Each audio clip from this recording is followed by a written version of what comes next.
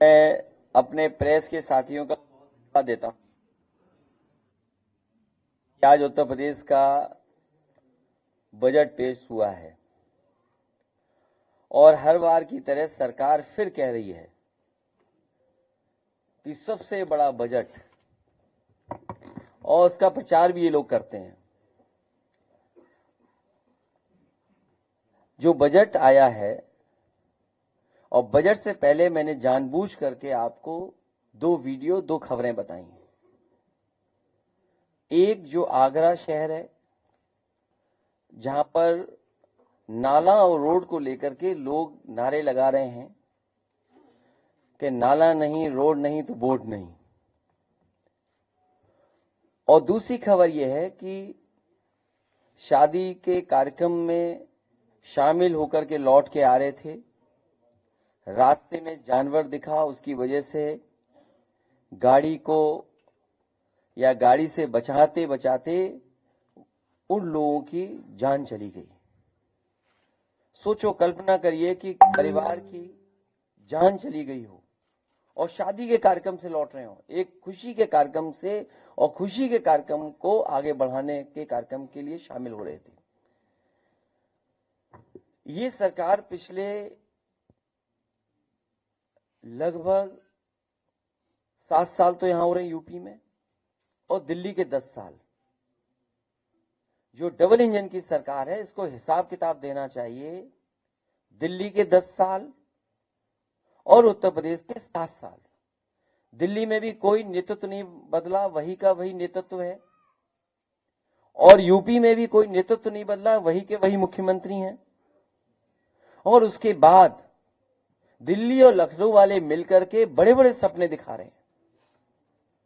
कोई अगर $5 ट्रिलियन का सपना दिखा रहा है कि उनकी अर्थव्यवस्था हो जाएगी, उसकी नकल कर करके उत्तर प्रदेश की सरकार, बीजेपी के लोग सपना दिखा रहे हैं कि $1 ट्रिलियन की इकोनॉमी हो जाएगी। और अगर इतनी बड़ी इकोनॉमी होने जा रही है तो आज भी सड़कों पे गड्ढे क्यों हैं, नाले बन नहीं पाए हैं, और हमारी नदियां अभी भी खराब हो रही हैं, नौकरी नहीं, रोजगार नहीं, और किसान की आय दोगुनी नहीं।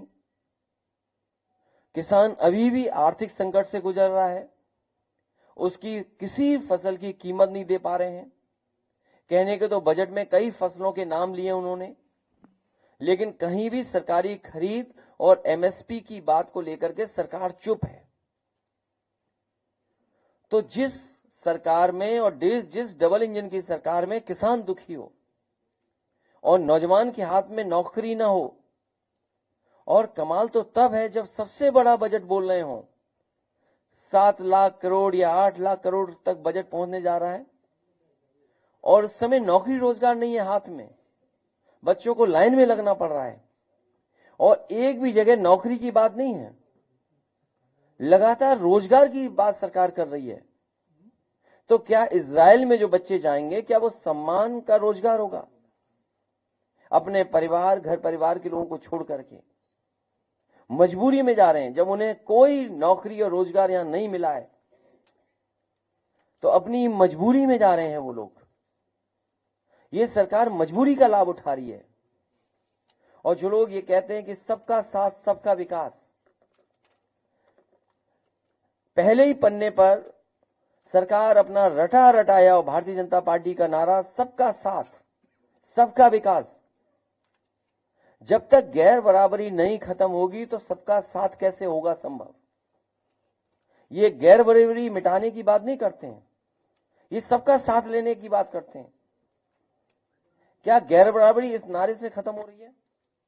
चाहे वो आर्थिक गैर बराबरी हो, चाहे सामाजिक गैर बराबरी हो, तो सबका साथ सबके विकास के नारे में ये केवल बजट 10% संपन्न लोगों के लिए बना रहे हैं। 90% बजट 90% लोगों के लिए बजट नहीं है। ये 90% बजट का पैसा 10% लोगों पर, और बजट का 10% 90% लोगों के लिए। ये सरकार पहले दिन से कर रही है। और इसका परिणाम यही होगा कि गैर बराबरी बढ़ेगी, खाई बढ़ेगी, अमीरी गरीबी के बीच में दूरी बढ़ेगी। और जो सरकार कह रही थी कि 40 लाख करोड़ का इन्वेस्टमेंट आया, निवेश आया है, पहले पन्ने पे लिख रहे हैं इन्वेस्टमेंट समिट के माध्यम से 40 लाख करोड़ रुपए से अधिक के निवेश प्रस्ताव प्राप्त हुए हैं, जिनसे 101 करोड़ 10 लाख लोगों को रोजगार मिलेगा। ये नौकरी नहीं है, ये रोजगार है। ये रोजगार की गारंटी भी नहीं है, क्योंकि निवेश नहीं आया है। और अगर निवेश आया होता तो दिखता कहीं ना कहीं। ये हर बार एम्प्लॉयमेंट रेट की बात कहते हैं, ईज ऑफ डूइंग बिजनेस की बात करते हैं। इस उत्तर प्रदेश में ईज ऑफ डूइंग बिजनेस नहीं हो रहा है, ईज ऑफ डूइंग क्राइम चल रहा है, ईज ऑफ डूइंग करप्शन चल रहा है, ईज ऑफ डूइंग चीटिंग चल रही है। और करप्शन का तो ऐसा उदाहरण है कि विधानसभा से लेकर के जितनी भी नौकरी निकली हैं, एक सबसे बड़ा चीटर पकड़ा गया। कंट्रोल किसको कर रहे हैं? न्यूज को। कंट्रोल करप्शन को नहीं कर रहे हैं। कंट्रोल किसको कर रहे हैं? कि जो इस जालसाजी में शामिल था उसकी तस्वीर न छप जाए भारतीय जनता पार्टी के नेताओं के साथ, उसको कंट्रोल कर रहे हैं। कंट्रोल करप्शन का नहीं कर रहे हैं।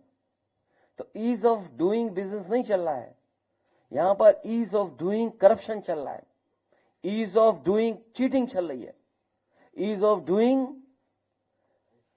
क्राइम चल रहा है। और क्राइम का तो ऐसा है कि सरकार उसको भी छिपा रही है, आंकड़ों को भी। मैं बड़ी जिम्मेदारी के साथ कह रहा हूं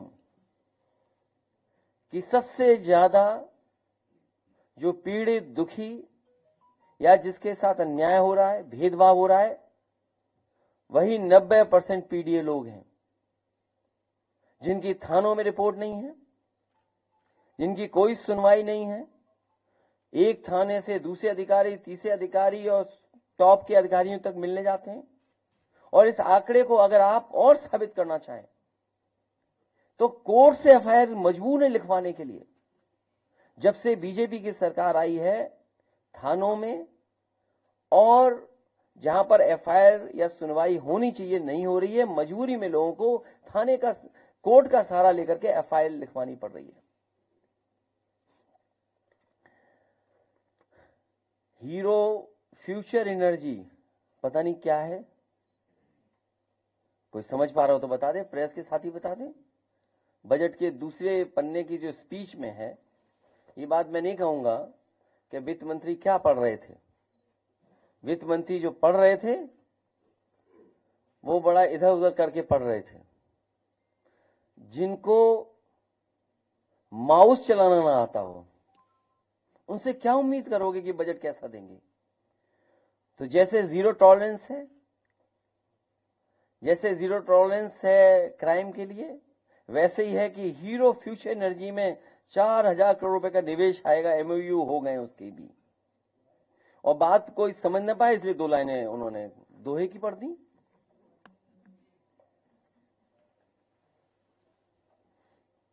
अभी तक जो गन्ने का रेट बढ़ा है वो 20 रुपए बढ़ाया। सोचिए आप, इस महंगाई में, इस बजट से क्या महंगाई से राहत मिल रही है लोगों को? क्या हमारे किसानों को मुनाफे या उनकी आय दोगुनी के लक्ष्य को प्राप्त कर रहे हैं? सरकार कह रही है कि हमने 20 रुपए बढ़ा दिया और इसकी उपलब्धि है। और आप सही तरीके से हिसाब किताब लगाएंगे तो कितने साल में 20 रुपए बढ़ाए? जबकि दूसरे प्रदेश उत्तर प्रदेश से ज्यादा गन्ने की कीमत दे रहे हैं। जो किसानों की मांग थी 450 या 400 से ऊपर, और इस महंगाई में कम से कम सरकार को उस तरफ सोचना चाहिए था, देना चाहिए था। सरकार कहती है हमने सबसे ज्यादा पेमेंट किया है, क्या सरकार पंजाब, हरियाणा और प्रदेशों से ज्यादा गन्ने का रेट दे पा रही है? क्या 20 रुपए बढ़ाने से ही किसान की आय दोगुनी हो जाएगी?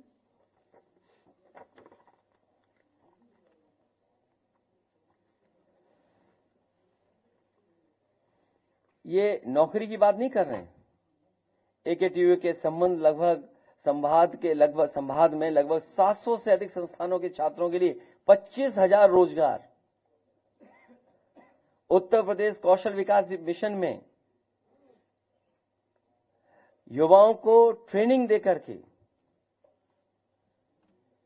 4 लाख लोगों को रोजगार, नौकरी नहीं है। 2023-2024 में 28 करोड़ 68 लाख मानव दिवस सृजित करने हेतु 75 लाख, बताइए मजदूरी को भी ये रोजगार अपने बजट में शामिल कर रहे हैं कि 75 लाख 24,000 श्रमिकों को रोजगार दे रहे हैं। मुख्यमंत्री ग्रामोद्योग रोजगार, नौकरी नहीं है, रोजगार दे रहे हैं इसमें भी।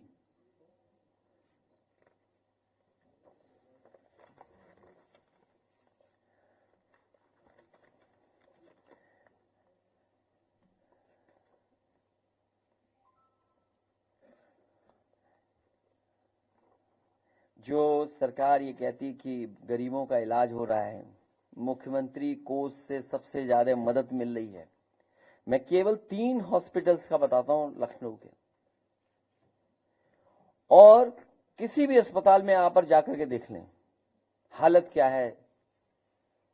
जो सरकार परमानेंट डायरेक्टर न दे पा रही हो, लोहिया इंस्टीट्यूट में अभी भी डायरेक्टर नहीं है, उसकी ओपीडी क्या है, 3,000 के लगभग मरीज प्रतिदिन आते हैं, न दवाई, न इलाज, न भर्ती, न कुछ नहीं।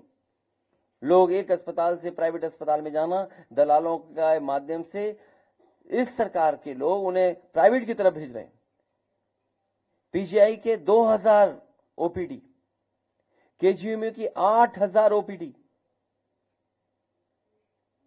क्या इंतजाम, क्या इलाज, और क्या बजट में इतना इंतजाम है कि इतने लोग लखनऊ न आए, उनको जिले स्तर पर ही इलाज मिल जाए? और इस सरकार ने एक भी जिला अस्पताल ऐसा नहीं बनाया जिसमें गरीब का इलाज पूरा का पूरा हो जाए।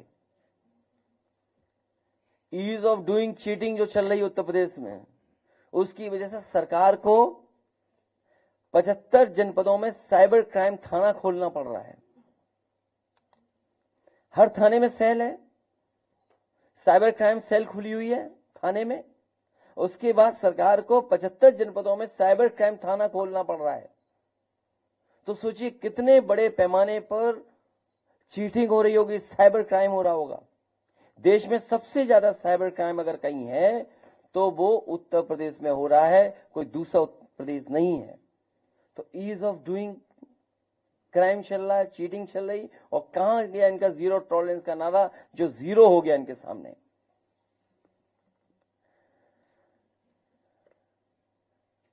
मेडिकल कॉलेज 45 ये बन रहे हैं, 14 प्राइवेट बना रही है, इतने 16 असेवित जनपदों में इस तरह बनाएंगे निवेश के माध्यम से। निवेश के माध्यम से बनाने का मतलब है कि उन जिलों में जो प्राइवेट मेडिकल कॉलेज बनेंगे वो प्राइवेट हाथ में देने जा रहे हैं। और अगर प्राइवेट हाथ में मेडिकल कॉलेज चले जाएंगे तो गरीब का इलाज कौन करेगा?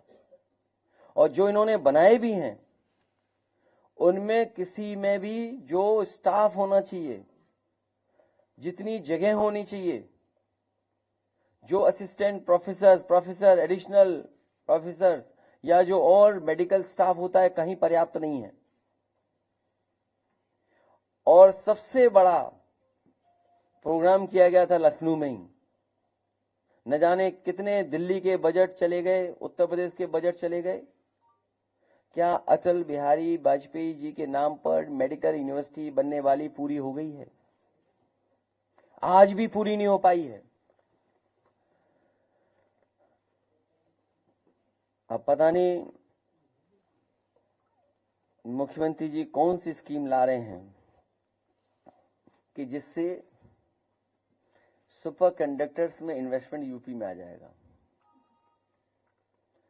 7 साल में हम लोगों ने 3 × 660 सुपर क्रिटिकल थर्मल प्लांट उनके मुंह से नहीं सुना।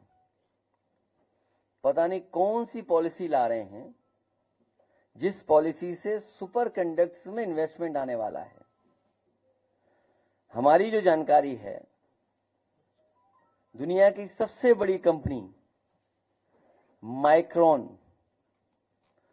यूपी प्रधानमंत्री तो देता है, प्रधानमंत्री बन जाए यूपी के माध्यम से और सरकार दिल्ली में बीजेपी के बन जाए, उसके लिए तो सांसद जीतते हैं।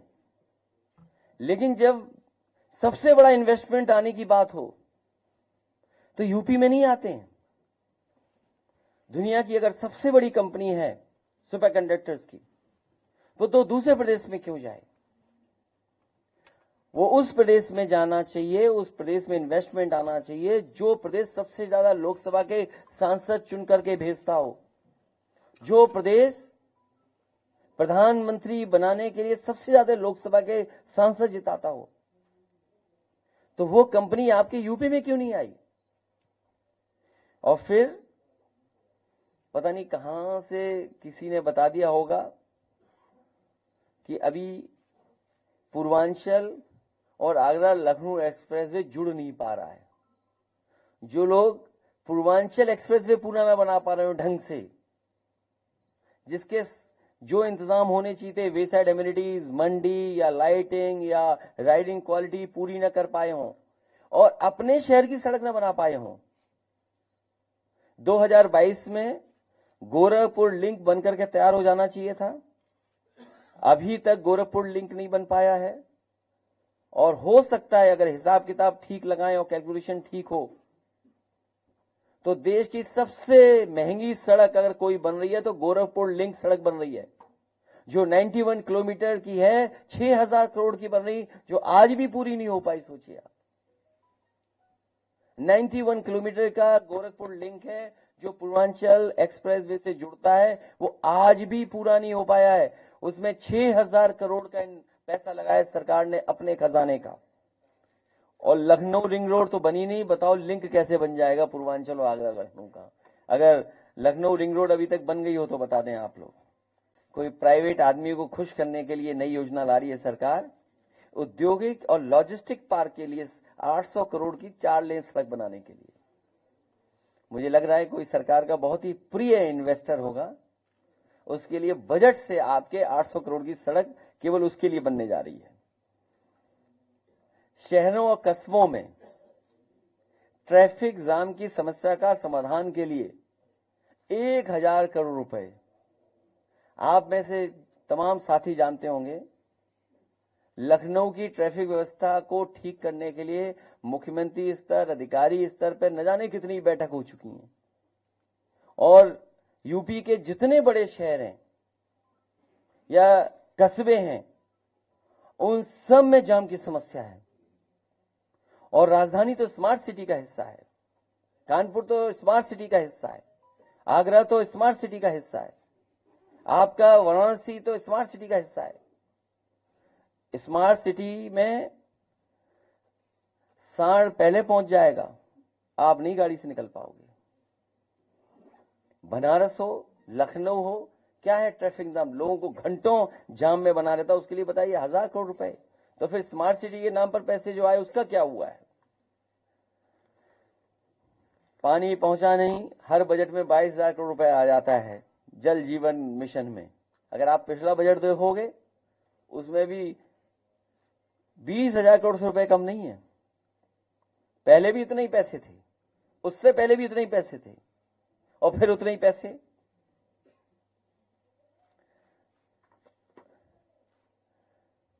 जो लोग ये कह रहे हैं कि सोलर में इन्वेस्टमेंट होने जा रहा है, भारत सरकार की ग्रीन एनर्जी कॉरिडोर परियोजना के अंतर्गत प्रदेश के बुंदेलखंड क्षेत्र में सौर ऊर्जा उत्पादन हेतु 4000 मेगावाट क्षमता का सोलर पार्क का विकास किया जाना नियोजित है। मुझे याद है उरई जालौन में जिस समय सेंट्रल की स्कीम थी मेगा सोलर प्लांट लगाने की, उस समय वो जमीन दे दी गई थी, हस्तांतरित कर दी गई थी, एनओसीज दे दिए गए थे। लेकिन आज भी सेंट्रल गवर्नमेंट ने कोई भी सोलर का बड़ा पार्क उत्तर प्रदेश को नहीं दिया। और याद होगा मैंने कई बार कहा, जिस समय फ्रांस के राष्ट्रपति आए थे, जो उद्घाटन प्रधानमंत्री जी ने किया था वो भी समाजवादियों की देन थी। अयोध्या एवं वाराणसी शहर में मॉडल सोलर सिटी बनाए जाएंगे। 4000 मेगावाट। आप हिसाब सरकार से ही पूछना कि भाई 4000 मेगावाट का अगर सोलर प्लांट लग रहा है तो इसके लिए इन्वेस्टर कौन है? क्या दिल्ली की सरकार पैसा दे रही है अपने बजट से? और अगर दिल्ली की सरकार पैसा बजट में दी तो उस बजट में कितना पैसा था उनके लिए? और अगर उत्तर प्रदेश की सरकार भी सहयोग कर रही है या किसी इन्वेस्टर को ला रही है तो इन्वेस्टर को क्या इंसेंटिव दे रहे हो जो आप 4000 मेगावाट क्षमता का आपका पावर प्लांट आ जाएगा? ये जो सपना दिखाया जा रहा है अयोध्या वाराणसी शहर को मॉडल सोलर सिटी बनाया जाएगा, ये वही है शहर जो स्मार्ट सिटी का भी हिस्सा है। स्मार्ट सिटी तो बना नहीं, ट्रैफिक जाम तो हटा नहीं, गंगा साफ नहीं हुई, कॉरिडोर बने नहीं, जैसी नदी थी हमारी वरुणा वैसी की वैसी छोड़ दी गई। जो घाट समाजवादी अपने नेताओं के नाम पे बना रहे थे उन घाटों को कब्जा कर करके अपने नाम पे बना लिए। मेट्रो से याद आया, वाराणसी में मेट्रो दी थी समाजवादियों ने, वो अभी तक नहीं बनाई, इन्होंने पूरी नहीं की। जितनी भी मेट्रो बनी है आज तक अभी तक उत्तर प्रदेश में वो समाजवादियों की देन है। कानपुर मेट्रो समाजवादियों की देन, आगरा मेट्रो समाजवादियों की देन, लखनऊ मेट्रो समाजवादियों की देन, नोएडा टू ग्रेटर नोएडा समाजवादियों की देन, दिल्ली से जोड़ने वाली नोएडा को समाजवादियों की देन। ये बताएं झांसी में और गोरखपुर में मेट्रो कब बनेगी? और मैं हर बार पूछता हूं, लगता है मुझे पूछना बंद करना पड़ेगा, क्योंकि मुख्यमंत्री जी ने सबसे पहले घोषणा की थी कि झांसी और गोरखपुर में मेट्रो बनेगी। दिल्ली का 10 साल का कार्यकाल खत्म हो गया, यूपी का अब केवल 3 बजट उन्हें पेश करने हैं, तो 3 बजट में तो नहीं बन पाएगी ना गोरखपुर की ना झांसी की। एक ये विशेष योजना आई है, इसको मैं भी नहीं समझ पाया क्योंकि बजट स्पीच में कोई उसको एक्सप्लेन भी नहीं किया है। मुख्यमंत्री खेत सुरक्षा योजना, क्या मुख्यमंत्री जी अलग से भर्ती करेंगे इसकी किसी की? मुख्यमंत्री खेत सुरक्षा योजना प्रारंभ की जा रही है जिसके लिए 50 करोड़ रुपए की व्यवस्था प्रस्तावित है। मैं अगर बात समझ सकता हूं तो ये वही योजना है जिसके बारे में अक्सर मैं ट्वीट करता हूं कि उससे जान बचाओ, लोगों को बचाओ और खेत बचाओ। तो मुख्यमंत्री खेत योजना क्यों रखी इन्होंने, सुरक्षा योजना? कम से कम ये तो कहते ना सांड खेत सुरक्षा योजना, तो इससे खेत भी बचते, लोगों को समझ में भी आता कि हमारे खेत की सुरक्षा के लिए योजना बन रही है। अगर मैं नहीं समझ पा रहा हूं तो मैं अपने पत्रकार साथियों से कहूंगा कि कृपा करके मुझे समझाने का काम करें। पशु रोग के लिए 195 करोड़ रुपए। अगर पशु रोग जो भी हैं, तमाम बीमारियां हैं, अगर छुट्टा जानवर ऐसे घूमता रहेगा जिसकी कोई देखभाल नहीं करेगा तो मुझे कोई साइंटिफिकली ये बता दे, और किसी भी प्रोफेसर या वेटनरी जो डॉक्टर हैं या जो इस क्षेत्र में लगातार काम करते हैं, कि जो छुट्टा जानवर है अगर उसका इलाज नहीं होगा तो बीमारी तो कंटिन्यू रहेगी। हम कितना भी रोकथाम करेंगे तो हम अगर रोकथाम अपने घर मोहल्ले या जो हम डेयरी या अपने जानवर उनकी तो रोकथाम मान लीजिए सरकार या वैसे वैक्सीन से कर लेंगे अपने इलाज से, क्या इस स्कीम में जो छुट्टा जानवर घूम रहा है सड़कों पर, क्या उन जानवरों की भी इलाज का इंतजाम होगा इस स्कीम के माध्यम से? कम से कम ये सरकार बताए। ये सरकार कह रही है कि खरीफ विपणन परियोजनाओं के अंदर मक्का, बाजरा तथा ज्वार के लिए भारत सरकार न्यूनतम समर्थन मूल्य निर्धारित किए गए थे। प्रदेश सरकार द्वारा किसानों से न्यूनतम समर्थन मूल्य पर खरीद करते हुए किसानों के बैंक खातों में सीधे भुगतान किया गया है। और आपको याद हो आलू के लिए इन्होंने बजट में रखा था पैसा, अगर इन्होंने 1 किलो भी आलू खरीदा हो तो बता दो, 1 किलो भी आलू। ये फसलें तो भूल जाइए, मक्का, बाजरा और सब भूल जाइए, ज्वार, गेहूं भी प्राइवेट लोगों से खरीदवा दिया, धान की कभी कीमत नहीं दी। अगर इन्होंने 1 किलो आलू भी खरीदा हो तो बता दें सरकार ने, और कहां से खरीदा ये भी बता दें सरकार। अपने अपने लिए तो इन्होंने ले लिया गोरखपुर में सैनिक स्कूल ले लिया, बनारस ने निफ्ट ले लिया। पूरे उत्तर प्रदेश को क्या मिला? मुझे याद है जिस समय कांग्रेस की सरकार थी दिल्ली में, उन्होंने कहा कि हम एक सैनिक स्कूल के लिए पैसा देना चाहते हैं, उसके लिए जगह सरकार उपलब्ध करा दे। मैंने उस समय की सरकार से कहा कि एक सैनिक स्कूल नहीं देंगे आप, अगर आप 3 देंगे तो आपके एक अमेठी के सैनिक स्कूल के लिए भी जमीन और बजट सब दूंगा मैं। जब ये शर्त रखी तो उसका परिणाम ये हुआ, अमेठी के साथ साथ 2 सैनिक स्कूल और मिले। समाजवादी सरकार ने 3 सैनिक स्कूल उत्तर प्रदेश को दिए, जिसमें एक मैनपुरी और कन्नौज का मैंने काट करके झांसी कर दिया था बुंदेलखंड में। तो 3 सैनिक स्कूल बनाए थे। हमारे मुख्यमंत्री खुश हैं केवल गोरखपुर में बन जाए और कहीं बने नहीं सैनिक स्कूल। तो उत्तर प्रदेश में और सैनिक स्कूल क्यों नहीं मिले? एक ही क्यों, 5-10 क्यों नहीं? और निफ्ट, लखनऊ जैसे अच्छे कपड़े, लखनऊ से अच्छा कहीं भी डिजाइनर का काम हो रहा हो तो बता दें। देश के जितने भी डिजाइनर हैं, जो बड़े बड़े डिजाइनर हैं, चाहे वो जरदोजी हो, चिकनकारी हो या और हाथ से काम हो, आर्टिशियंस का काम हो, आपके बनारस और लखनऊ और बरेली और फर्रुखाबाद में बेहतरीन काम होता है। तो निफ्ट लखनऊ में क्यों नहीं? निफ्ट बरेली में क्यों नहीं? निफ्ट फर्रुखाबाद में क्यों नहीं? और अगर आप अपने यहां निफ्ट एक इंस्टीट्यूशन बना रहे हैं तो हमें कोई शिकायत नहीं है। कम से कम लखनऊ के अलावा और जो जिले हैं उनमें निफ्ट क्यों नहीं भेज रहे हैं? आप पे तो 5 जाने कितना बजट है पैसे का। और फिर 2 जमीनें समाजवादी सरकार में दी गई थी एम्स के लिए, वही एम्स बने, कोई नया एम्स नहीं बना है। नया एम्स क्यों नहीं आया उत्तर प्रदेश में? नया आईआईएम क्यों नहीं आया? नया आईआईटी क्यों नहीं दे रहे हैं सरकार के लोग? ट्रिपल आईटी दिया था, उसको भी इन्होंने बर्बाद कर दिया।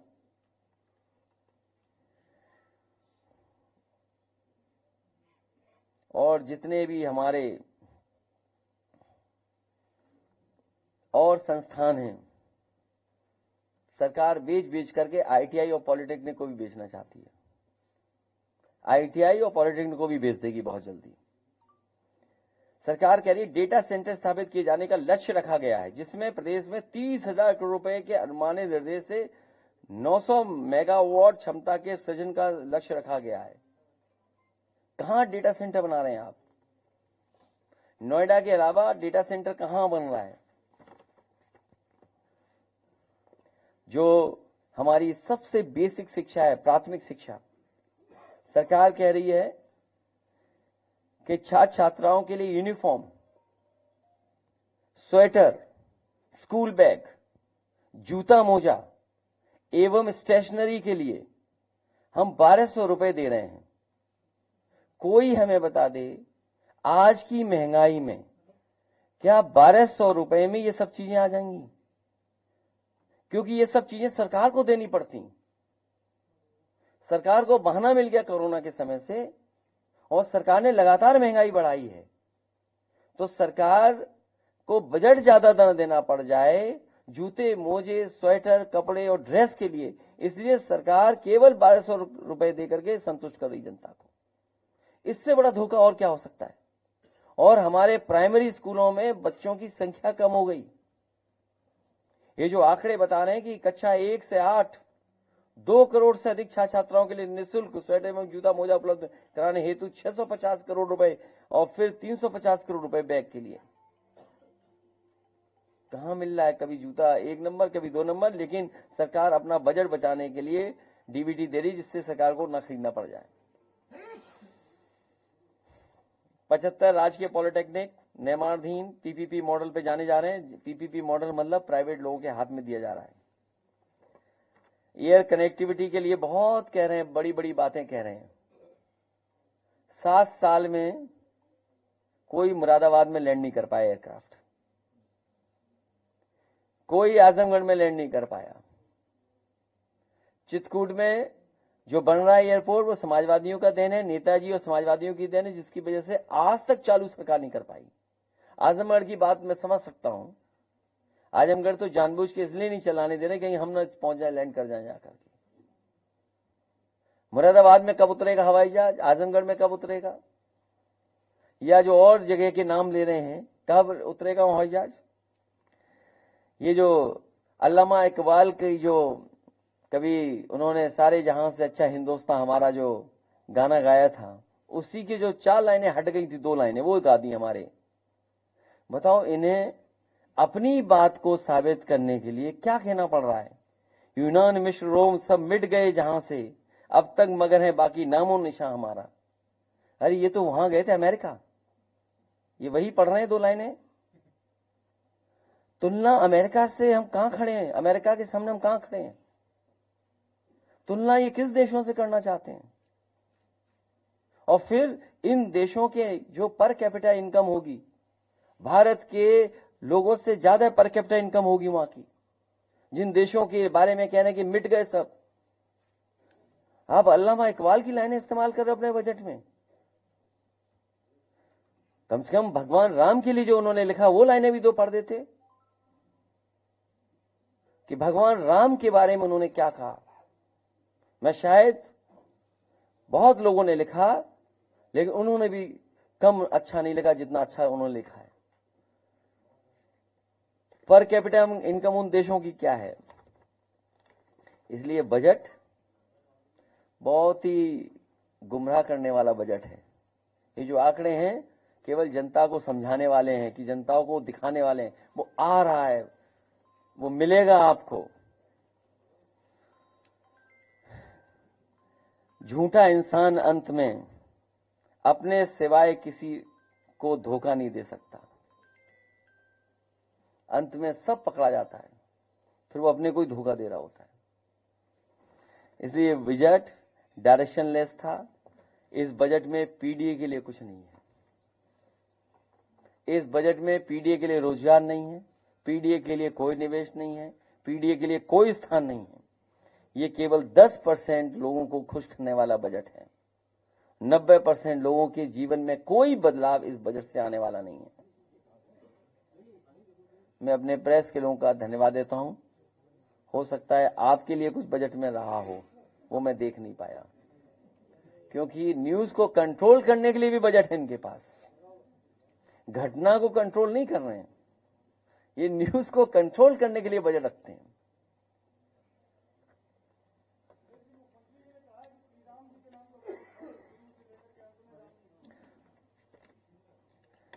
जब आपका रोजगार छिन जाएगा, आपका हाथ में रोजगार ही नहीं रहेगा, तो वो कहावत है ना, भूखे पेट ना होते। हाँ हाँ, भजन आपको याद है इसका मतलब।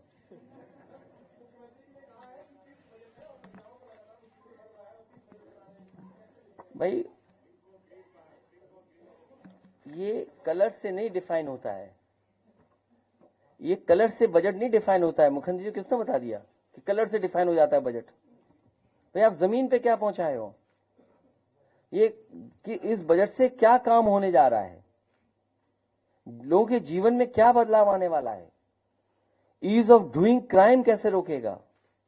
ईज ऑफ डूइंग बिजनेस की तो बात कर रहे हो, लेकिन जो क्राइम हो रहा है उसको कैसे रोकोगे। जो आपके नाले नदियों में मिल रहे हैं उसको कैसे रोकोगे आप नालों को। कोई यूपी की नदी नहीं बची जहां पर नाले न जुड़ जाते हो जाकर के, सब गंदे नाले पहुंच रहे हैं। एक पेड़ों को लेकर के लंबी सूची है, बताइए कहां पेड़ जिंदा है। सब पेड़ कट गए, मार दिए इन्होंने। रोजगार है नहीं, नौकरी है नहीं। रोजगार है क्या, नौकरी है। बच्चे लाइन में लगे इजराइल में जाने के लिए। सोचिए वॉर जोन में काम करेंगे, घर मकान मंगाएंगे, मजदूरी करेंगे, उन्हें रुपया दिखाई दे रहा है कि 40,000 रुपए मिल जाएगा या 30,000 मिल जाएगा। सोचो जीवन कितने खतरे में है। कोई घर परिवार को छोड़कर के नौकरी। आप तो कह रहे हो हम इतना निवेश ला रहे, फिर रोजगार यहां क्यों नहीं मिल रहा है। यहां शायद 30,000 भी उसके लिए बहुत होंगे, 40,000 से ज्यादा, 40,000 की तुलना में। तो जिन्हें रोजगार नहीं देना है वो रंग ही बताएंगे। अब मैं कहूं आपसे कि लाल रंग देख करके कौन भागता है, कौन टक्कर मारने आ जाएगा आपके।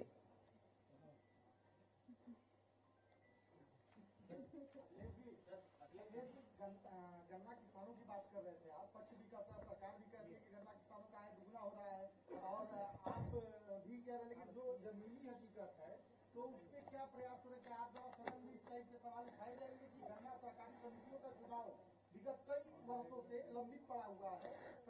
इस पक्ष को भी रखेंगे।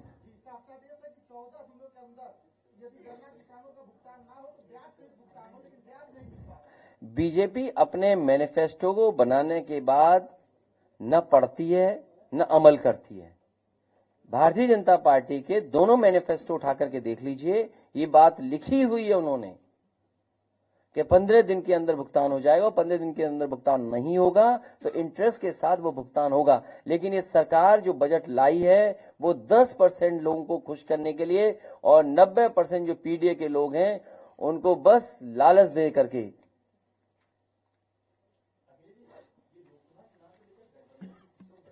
अरे बजट पे बात करो कुछ, या नहीं पढ़ा आपने भी? बजट बता दिया तो फिर बजट पे ही पूछिए। आप पूछिए रोजगार कहां मिल रहा है बजट से, कोई निवेश आया? बताइए, सुपर कंडक्टर्स पे निवेश आने वाला है, और वो जा रहा गुजरात में निवेश। प्रधानमंत्री यहां बना रहे हैं, हम लोग यूपी के लोग बना रहे हैं, और सबसे बड़ा इन्वेस्टमेंट गुजरात चला जा रहा है। अभी गुजरात में जब इन्वेस्टर समिट हुई तो सभी उद्योगपतियों ने कहा कि हम गुजरात में इन्वेस्ट करेंगे। वही उद्योगपति यूपी आए थे। सरकार को पूछना चाहिए, जहां प्रधानमंत्री जी तारीफ कर करके आए तमिलनाडु की कि मेक इन इंडिया का सपना कोई पूरा कर रहा है तो तमिलनाडु कर रहा है, उत्तर प्रदेश क्यों नहीं पूरा कर रहा वो मेक इन इंडिया का सपना? ये सवाल ये है कि भाई यूपी में क्यों नहीं इन्वेस्टमेंट आ रहा है?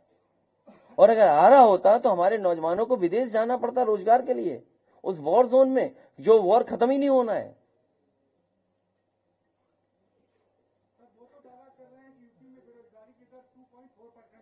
ये हमेशा यही कहेंगे जिस सरकार को यही नहीं पता हो कि रोजगार दर क्या है, बेरोजगारी दर क्या है। लोग निराश हैं, बैठे हैं, काम मांगने नहीं जा रहे हैं। आप इसी से अंदाजा लगा लीजिए, जो अभी पुलिस की भर्ती निकली है, लगभग 60 लाख लोगों ने फॉर्म भरा है, 60 लाख लोगों ने। और हमें और आपको ये सोचना चाहिए कि जो अग्निवीर है, जो व्यवस्था आई है, फौज में साल में लगभग 1 लाख की भर्ती होती थी। बताओ अग्निवीर से कितनी भर्ती हो रही है? और ये अग्निवीर व्यवस्था इसलिए लाई गई है क्योंकि इसमें पीडीए के लोग ज्यादा नौकरी कर रहे थे, सेवा कर रहे थे फौज में जाकर के। पीडीए के लोगों का जीवन न बदल जाए, पीडीए के लोग आगे न बढ़ जाएं, इसलिए उन्होंने अग्निवीर व्यवस्था लाने का काम किया। गांव गांव उनका जीवन बदल रहा था फौज में जाकर के। सबसे ज्यादा भर्ती पीडीए वाले ही करते थे और देते थे भर्ती में। तो ये रोजगार नहीं है, ये केवल आपको धोखा दे रहे हैं। तभी कभी पिंक का नाम ले लेंगे, कभी किसी और बात का नाम ले लेंगे। धोखा नहीं दे रहे क्या? आपको खुद दिखाई दे रहा है धोखा दे रहे हैं।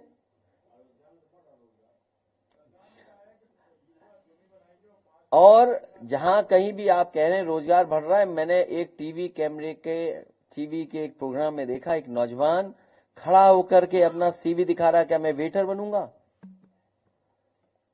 आपको डिलीवरी बॉय बना दिया। बताओ आपको क्या सम्मान है? नौकरी की है, सम्मान की नौकरी है क्या? यार बताओ, आप डिलीवरी बॉय बना दिया पूरे उत्तर प्रदेश के नौजवानों को। आप वेटर बनाना चाहते हो वहां पर?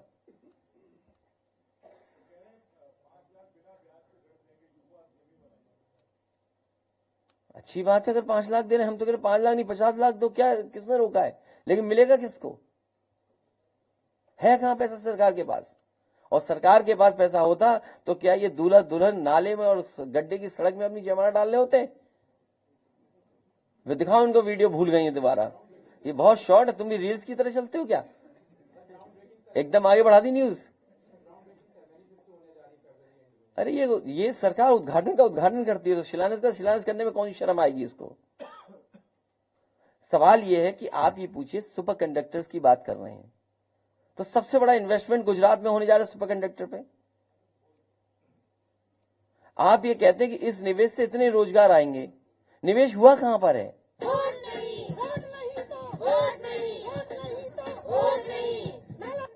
भूल न जाओ इसलिए। बताओ अब $1 ट्रिलियन की इकोनॉमी।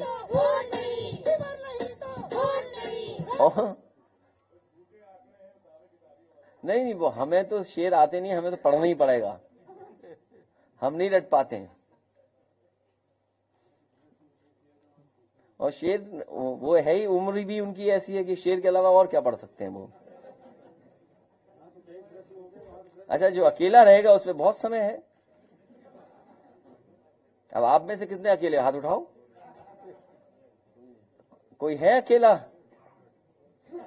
तुम्हारी उम्र कम है इसलिए हाथ उठा रहे हो।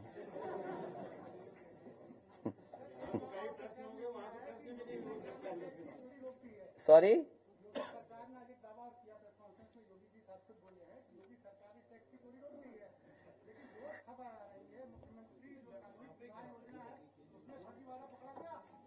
अरे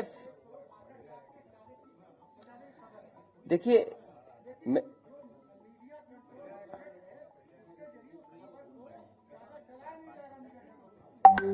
मैं आपसे 100% सहमत हूं कि ये खबर को कंट्रोल कर रहे हैं, करप्शन को कंट्रोल नहीं कर पा रहे हैं। और उसके कई एग्जाम्पल हैं। ये जो दूल्हा दुल्हन वाला कार्यक्रम था, वो उसमें दूल्हा ही नकली था। सोचो, उसको दूल्हा बनने के लिए 3,000 रुपए दिए गए, बताइए आप। और सरकार को जांच कर करके उन अधिकारियों के खिलाफ कार्रवाई करनी पड़ी। मैं एक कार्यक्रम में गया था जिसमें स्पीकर साहब ने कुछ विधायक बुलाए थे। उसमें दूसरे दल के भी जो सत्ताधारी सरकार के लोग भी थे, विधायक। उसमें ज्यादातर लोगों ने कहा कि तहसील और थाने में लूट मची हुई है। इतनी लूट कभी सरकार स्तर पे उत्तर प्रदेश में नहीं हुई होगी। तो सोचो, जो नकली दूल्हा बना के खड़ा कर दे हो, तो न जाने कैसी 7 साल में ऐसी न जाने कितनी शादियां हुई होंगी। अगर आप इसका रिकॉर्ड निकालोगे तो आप सोचोगे कैसा रिकॉर्ड है ये। और गौशाला, और इसमें तो जाने कितना भ्रष्टाचार है, चारे को लेकर के, गायों की रखवाली को लेकर के। ये तो छोटे सामान्य हैं। गड्ढा मुक्ति का आप हिसाब लगाना, 7 साल में इस सरकार ने गड्ढा मुक्ति के लिए कितना पैसा निकाला है। आपके होश उड़ जाएंगे कि इतना पैसा इस सरकार ने लूट लिया। ये जो महंगाई दिख रही है, ये महंगाई जीएसटी और कानूनों की वजह से तो है ही है, लेकिन कुछ लोगों को ये ज्यादा मुनाफा कमाने दे रहे हैं, उसकी वजह से ही महंगाई है। कुछ लोगों को ज्यादा मुनाफा कमाने दे रहे हैं, उसकी वजह से ही महंगाई है। और ये बातें बाहर ना आए, उसके लिए मीडिया के लिए भी बहुत भारी बजट है। मैं तो नहीं पढ़ पाया, इसमें मीडिया का दिख ही नहीं रहा है कौन से पन्ने पे। चौधरी साहब देख लो तो बता दो हमें। और आप बता दो कितना है बजट आपका, आपके लिए बजट कितना है, बताए कोई हमारा साथी। अब बता, कोई नहीं बता रहा। पता सबको है, यही तो मुश्किल है। पता सबको है, बता कोई नहीं रहा। ये भी पता है कि सबसे ज्यादा बजट कहां जा रहा है, ये भी पता है सबको। किस चैनल में जा रहा है वो सब पता है, किस चैनल को क्या न्यूज दिखानी है वो भी पता है, कौन कंट्रोल करता है ये भी पता है। अब ये भी नहीं कह सकता हूं कि किसी भगवान की कसम खा के बताओ क्या बजट मिला है। उसका भी गलत मतलब निकाल लोगे। नहीं, आपकी परिस्थिति अलग होगी। इसलिए ये कोई विजन नहीं है सरकार का, ये आप भी जानते हो। यही सोचिए आप, कई बार कहा मैंने, इतना अच्छा रिवर फ्रंट बन करके तैयार हो गया।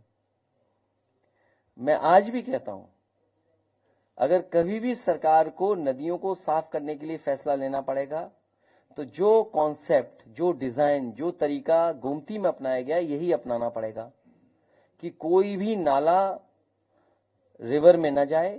अगर नाले का पानी आए तो किसी नाले के माध्यम से किसी ट्रीटमेंट प्लांट में जाए, साफ हो पानी, उसके बाद नदी में छोड़ा जाए। ये सबसे बेस्ट प्रैक्टिस है, उसी के तहत गोमती रिवर फ्रंट बना था।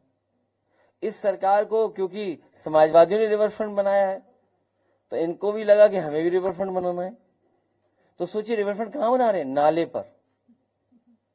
जो नाला नहीं आता है वो कुकरेल नाला पे, और कुकरेल नाला पे इसलिए बना रहे हैं कि इनको गरीबों की जमीन छीननी है। बस बीजेपी को पता लग जाए कि इस कागज में इस गरीब की ये गड़बड़ी है, ये बुलडोजर लेकर के पहुंच जाएंगे।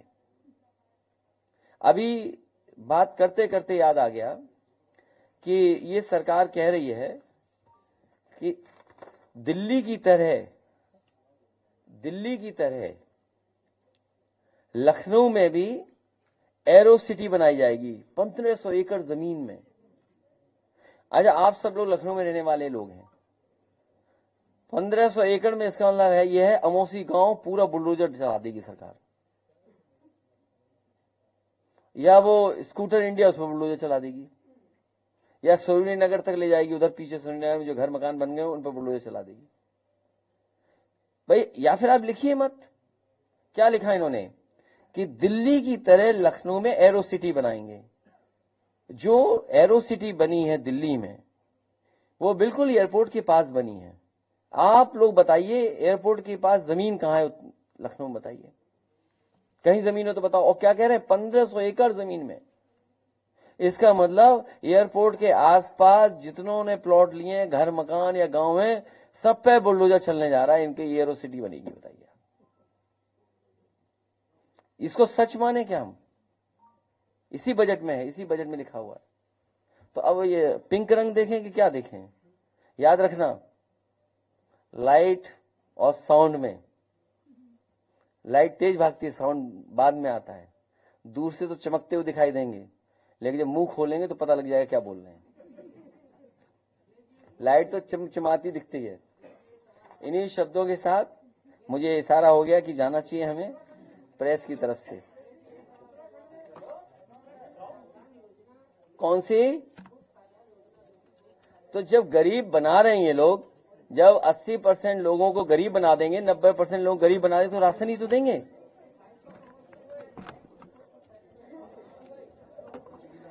तो किसी क्वालिटी का खाना नहीं मिलेगा और किसी क्वालिटी का राशन नहीं है। राशन बहुत खराब मिल रहा है। जो गरीबों को खाना मिल रहा है वो केवल खराब मिल रहा है। उनकी आंखें टेस्ट हो रही हैं उससे कि कुछ इसमें सामान तो नहीं पड़ा हुआ है, और हाथ को काम मिल गया। बस 2 घंटे लगते हैं उन्हें साफ करने में राशन, तब वो खाना बना पाते हैं। इतनी गंदगी है उस राशन में।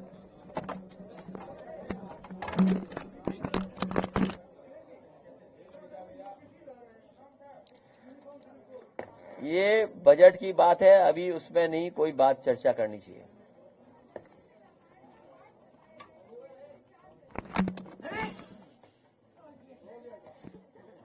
पता नहीं, इसके लिए बजट नहीं है, पता नहीं, मुझे इसकी जानकारी नहीं है।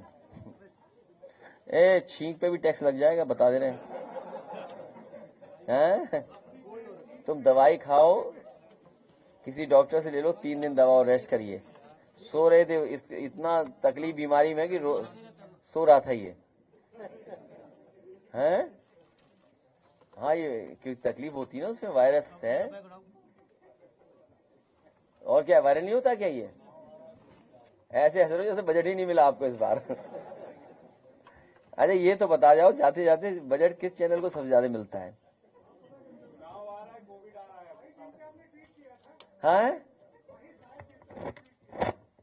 हाँ, तो अब अगर मैं ऐसे ओपनली कह रहा हूं तो हमारे तो और दुश्मन बन जाएंगे वो। खैर, हमें क्या फिक्र उसकी है।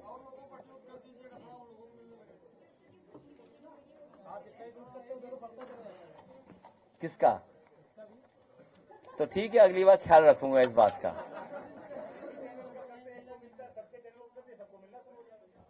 तो तुम लोग भी तो अच्छा एक काम करो, डर लगता होता तो चुपचाप भेज दिया करो ना मुझे न्यूज। क्यों नहीं भेजते हो? जब तक न्यूज नहीं भेजोगे, पता है सबके चैनल कैसे देख लूंगा मैं? ह्यूमनली पॉसिबल है इतने चैनल देखने के लिए? तो आप अपनी तरफ से मदद हमारी करिए, जो न्यूज चलाओ सरकार के खिलाफ हमें भेज दिया करो। भाई हम कैसे पॉसिबल है बताओ, कैसे देखेंगे सब चैनल? हाँ है,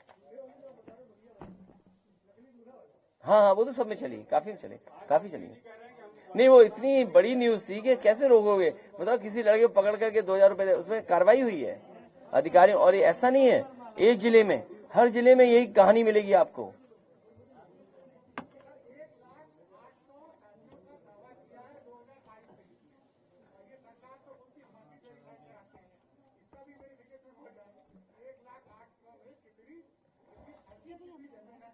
आप सोचिए इंदिरा आवास कब से बन रहे हैं, और इस बजट में प्रधानमंत्री आवास भी है, मुख्यमंत्री आवास भी है। कब से बन रहे आवास? सोचिए, क्या आवास बन गए क्या? और याद होगा आपको, एक सांसद पूछ रहा था कि आपको आवास में कुछ पैसा तो नहीं देना पड़ा? तो उस बूढ़ी बुजुर्ग मां ने कहा कि हमें 30,000 रुपए देना पड़ा। बताइए आप, वो तो लाइव था। तो ये क्या है? जीरो टॉलरेंस है करप्शन के लिए। जो लोग गरीबों के आवास में 30,000 रुपए ले रहे हो, दूल्हा नकली खड़ा कर देते हो, तो सोचिए कितना करप्शन चल रहा होगा इस सरकार में। और 91 किलोमीटर का एक्सप्रेस वे 6,000 में बन रहा हो, सोचिए आप। और राइडिंग क्वालिटी पूर्वांचल की आप देख लो, बुंदेलखंड की देख लो, आगरा लखनऊ की देख लो, आप खुद तय करोगी राइडिंग क्वालिटी किस हाईवे की अच्छी है। इसलिए ये सरकार जाएगी। दिल्ली का तो विदाई बजट जा चुका है, इनकी भी विदाई होनी है साथ साथ। बहुत धन्यवाद आपका।